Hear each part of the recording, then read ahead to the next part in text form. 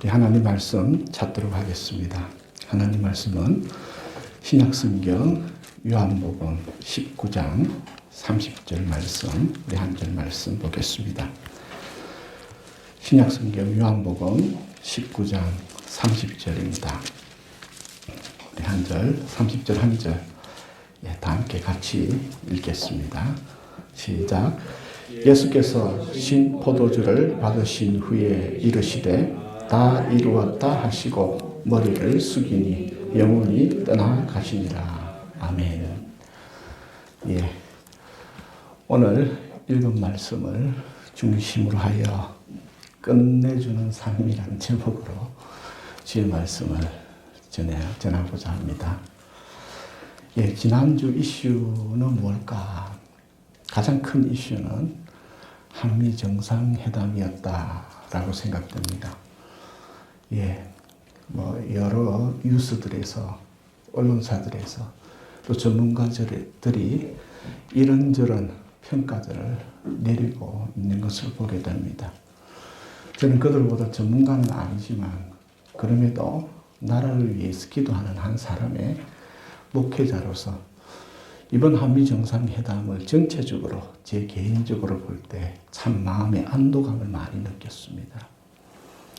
사실 마음의 안도감을 느꼈던 이유는 그 이전까지 한미 정상회담이 이루어지기 이전까지 혹시 한국에서 전쟁이 발발하지는 않나라는 마음의 두려움이 있었기 때문입니다. 일반 대중 언론에서는 알려지진 않았지만 전문 보고서들을 다루는 그런 실질적인 그런 내용들을 봤을 때에 일본도 전쟁을 부추겼고요.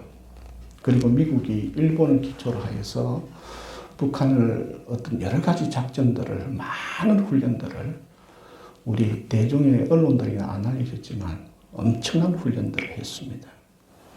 그래서 전쟁이 일어나지는 않나라는 마음들이 있었는데 이번 한미 정상회담의 전체적인 것에서 많은 언론사들이 득이냐 실이냐라는 것을 많이 따지지만 큰 틀에서는 전쟁은 일어나지 않겠구나라는 사인을 보게 되었습니다. 여러분, 나라를 위해서 많이 기도하셔야 됩니다. 어느 정권이든지 잘하는 부분이 있고 잘 못하는 부분들이 있습니다. 그래서 어느 정권이든 무조건 잘하기만 하고 못하기만 하는 것은 절대 아닙니다.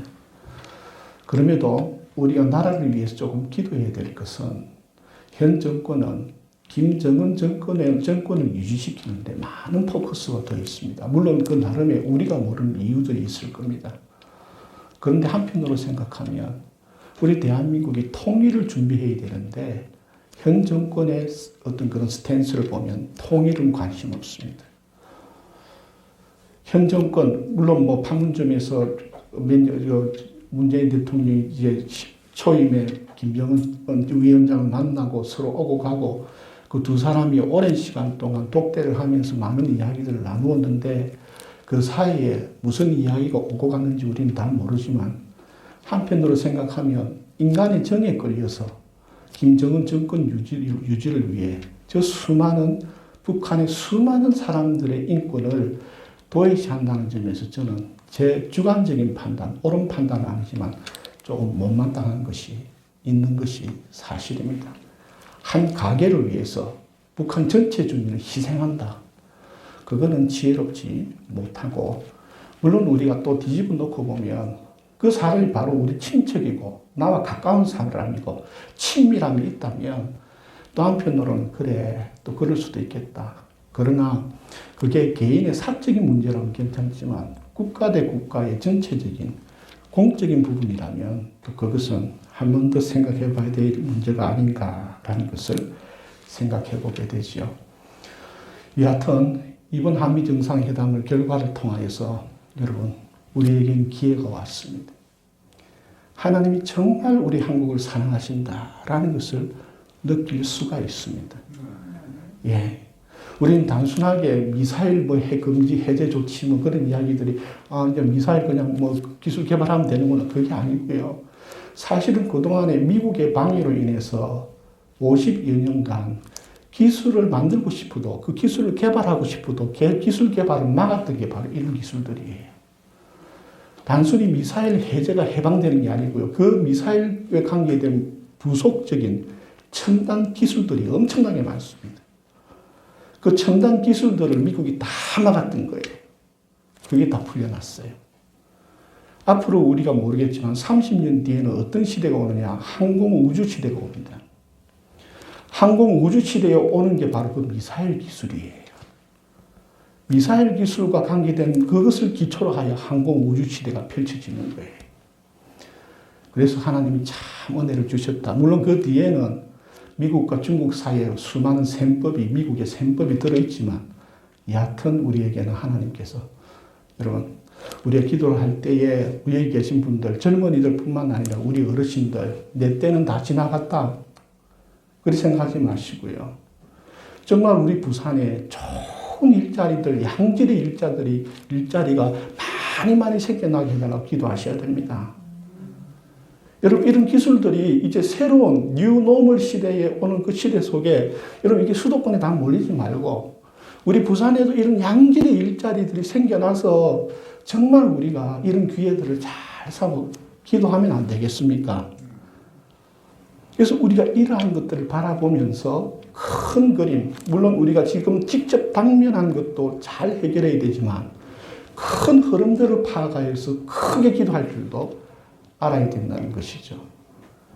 여러분, 부산에 양질의 일자리들이 생겨나게 해달라고 기도하시기 바랍니다. 예.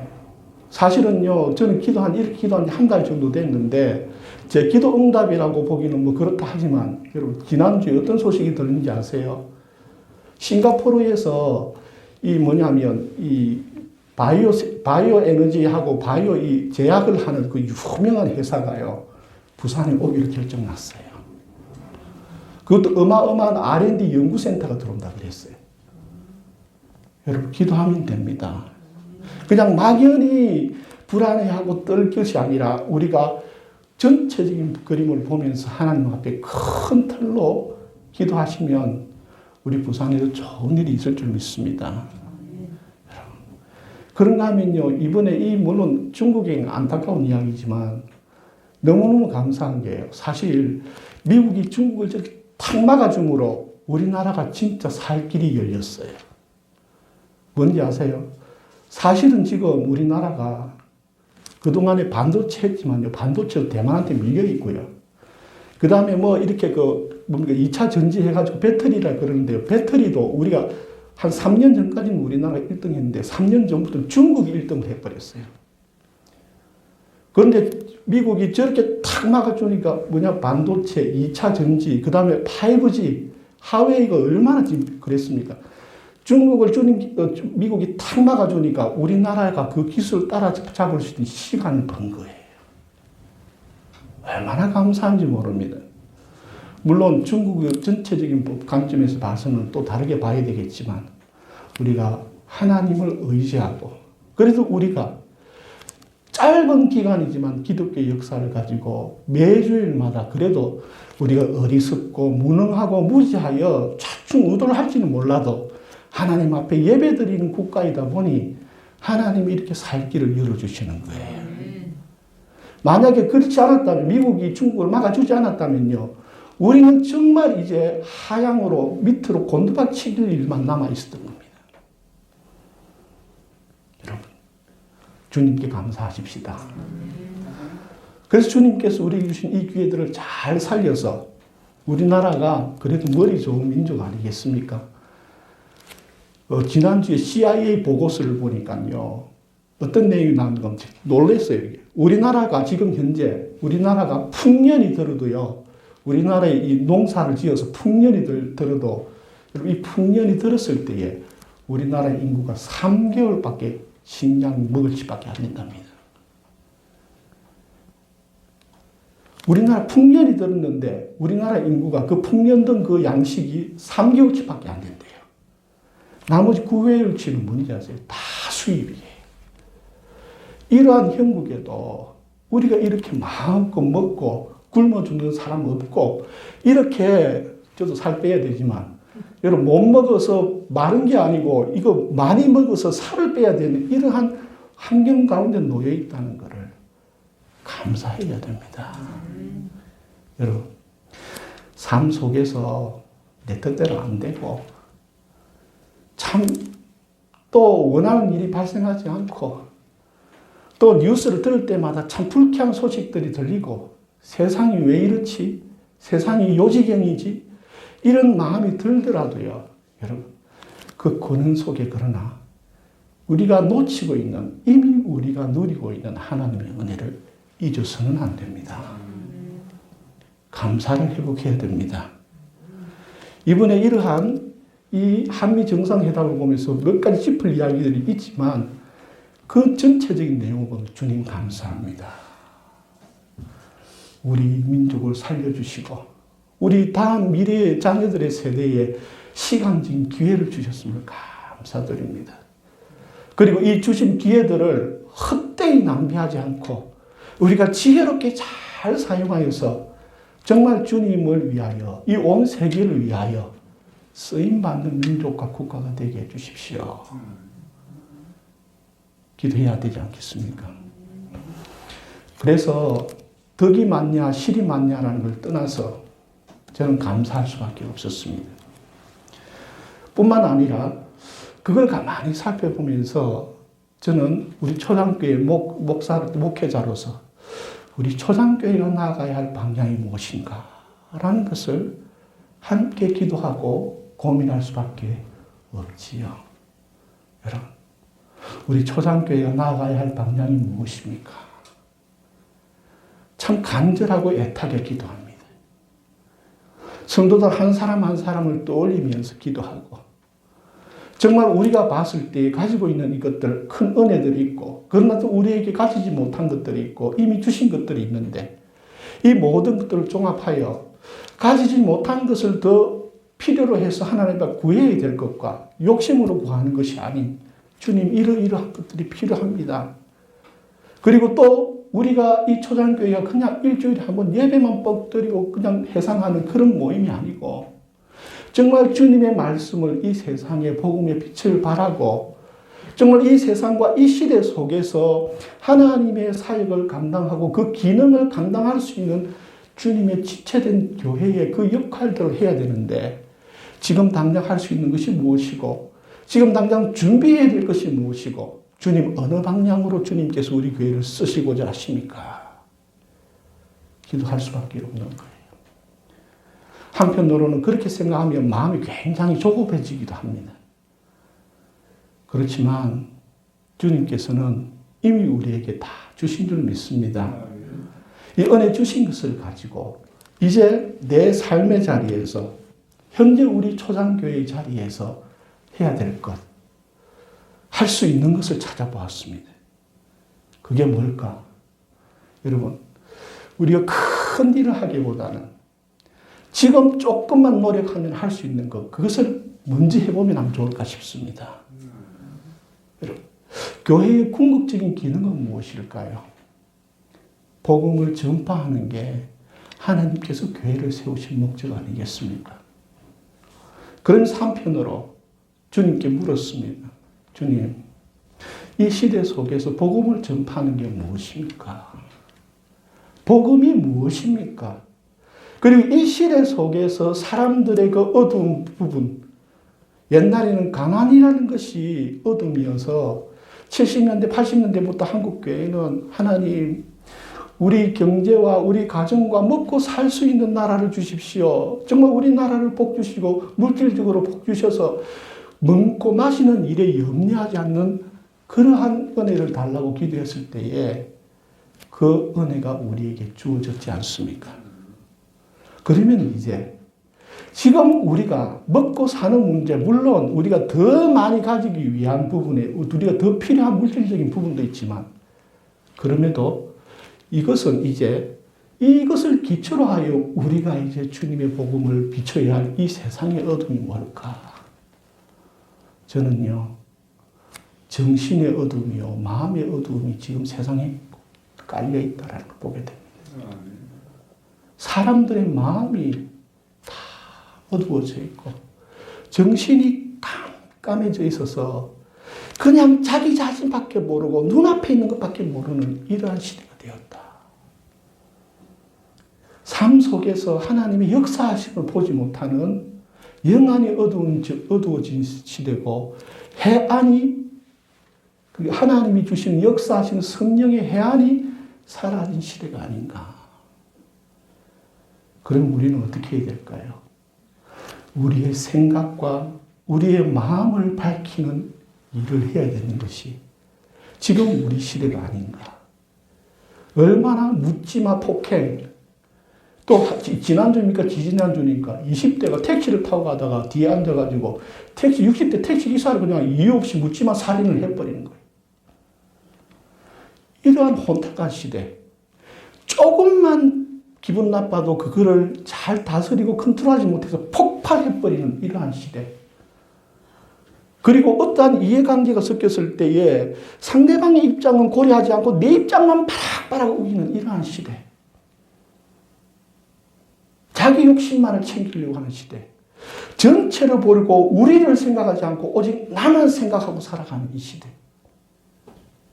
이게 다 지금 마음이 어두워져 있고 정신이 어두워져 있어서 과연 우리의 삶을 보시고 우리가 하루에 1시간씩 기도하고 매일 성경을 읽는다 하더라도 내 하루의 삶을 보시고 주님이 평가하신다면 어떤 평가가 내려질까? 보시기에 심히 좋았더라라고 하실까? 주님의 마음이 고구마 먹은 듯 답답한 마음을 느끼실까? 오늘 우리 앞에 당면한 세상의 일들도 참 많고 우리가 바라고 원하는 많은 기도 제목들이 있지만 여러분 한편으로 생각하면 우리 마음이 어두워서 그러한 일들이 더 악화되거나 더 연장되지는 않는가라는 것을 생각해 보게 되는 것이죠. 여러분, 먼저 우리 안에 이 마음을 품으십시오. 삶은 안전하다. 지금 살아가는 모든 사람들이 그냥 불안과 두려움에 자신도 모르게 무의식 속에 불안과 두려움이 가득 차 있어요. 또 그 매스컴이 부추겨요. 그리고 또 한 텔레비전에 뭐 드라마나 화면에 나오는 모습들 보면 화려한 광고들, 비싼 광고들 이런 것들만 나오니까 와, 내가 뭔가 모질하게 사는 거 아닌가? 왜 쟤네들만 저런 거 누리고 나는 뭐야? 이러한 상대적 박탈감을 계속해서 유발하고 불만과 불만족을 유발시키는 시대 속에 살아갑니다. 여러분, 그걸 보지 마시고요. 하나님의 은혜를 바라보십시오. 세상이 이렇게 변하고 있으니 나중에 내가 우리 어떻게 될까? 지금도 이런 시대에 살아가는데 내 자녀들의 시대는 어떻게 될까? 여러분, 다시 한 번 더 말씀드립니다. 우리에게 없는 것을 보지 마시고요. 우리에게 이미 주어진 것을 가지고 먼저 감사하십시오. 우리에게는 우리 모두가 다 가진 자나 배운 자나 배우지 못한 자나 좀 적게 가진 자나 동일하게 하루라는 24시간이 주어졌습니다. 그리고 더 많이 가지냐 적게 가지냐는 상대적 비교가 아니라 오늘 삶 속에서 오늘 나에게 주신 나의 그 삶을 살아갈 수 있는 기회가 주어져 있습니다. 남들처럼 살려고 하지 마십시오. 내게 주어진 내 삶을 감사하시기 바랍니다. 비교하는 삶을 살지 마시고요. 감사하는 삶을 사시길 바랍니다. 예, 저도 목회자로서요. 한편으로는 혼자만의 생각입니다. 여러분이 인정 안 하실 거예요. 그러나 내가 저 혼자는 합리로 생각합니다. 나 정도 실력 되면 한 1000명 이상 모이는 교회 목사님 안 되겠나. 혼자 그런 생각 옛날에 많이 했어요. 이 정도 노력했고 이 정도 실력이 있으면 최소한 1000명 모이는 교회 그 정도는 돼야 되는데 하나님 왜 부흥 안 시켜주세요? 망고 내 생각이에요. 여러분, 그렇게 비교하는 생각에 머물러 있으면 바보입니다. 여러분, 내가 어떠하냐가 아니라 내가 이러한 삶을 살게 되는 것은 하나님께서 내 영혼을 위해 주신 가장 좋은 것임을 믿으십시오. 그 사람처럼 사는 게 아니에요. 1000명 모이는 목회자처럼 사는 게 아니에요. 그들이 모델도 아니고 그들이 아주 좋은 것도 아니고 내 삶, 내게 주어진 것.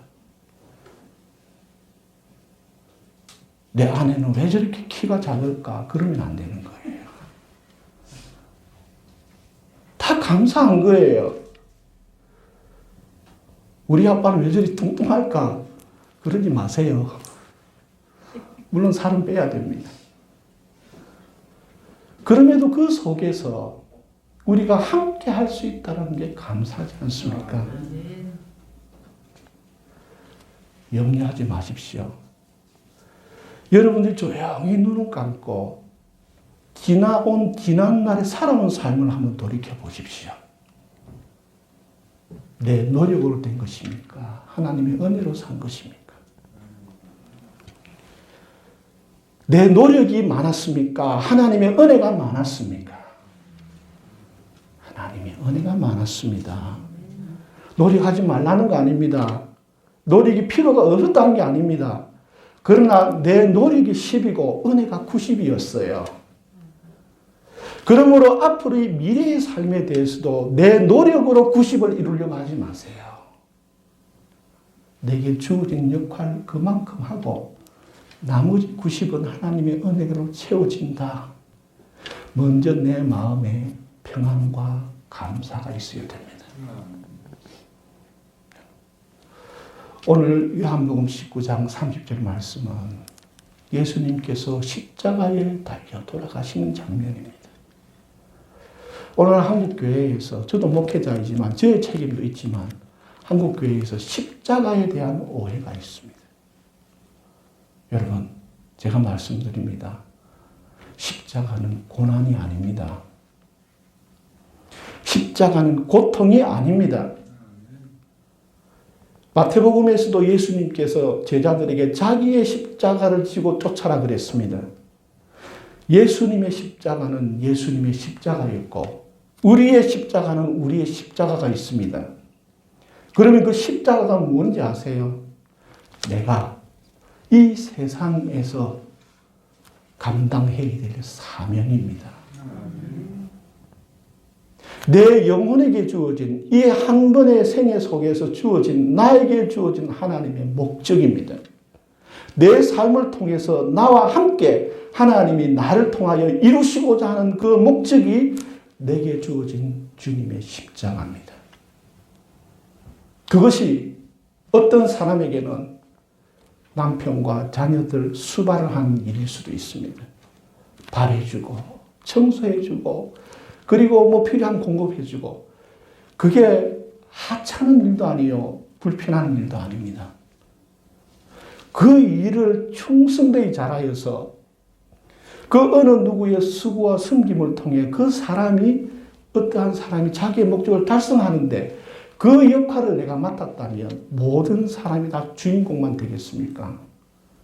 그리고 모든 주인공이 자기 혼자 잘나서 주인공 되는 게 있습니까? 나 혼자가 아니라 우리입니다.